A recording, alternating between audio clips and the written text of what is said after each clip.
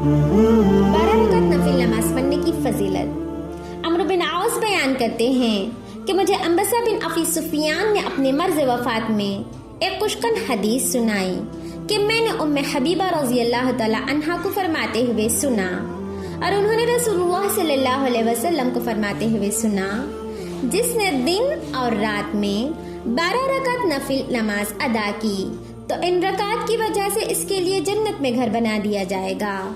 उम्मे Habiba रज़ी अल्लाह तआला अन्हा फरमाती हैं कि जब से मैंने इनके मुताबिक रसूल सल्लल्लाहु अलैहि वसल्लम से सुना, मैंने ये रकात नहीं छोड़ी। अंबसा कहते हैं कि जब से मैंने उम्मे हबीबा रज़ी अल्लाह तआला अन्हा से ये सुना, मैंने इन 12 रकात को नहीं छोड़ा।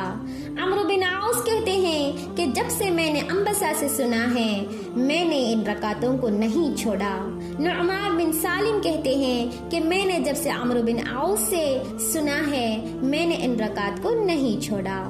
और मुस्लिम के एक रिवायत में है कि आप सल्लल्लाहु अलैहि वसल्लम ने फरमाया, जो मुसलमान हर रोज़ फ़र्ज़ के अलावा अल्लाह की रज़ा की खातिर 12 रकात नफिल नमाज अदा करता रहेगा, अल्लाह इसके लिए जन्नत में घर बना देगा। तखरीर सही मुस्लिम। Assalamualaikum. Kindly like, subscribe and share.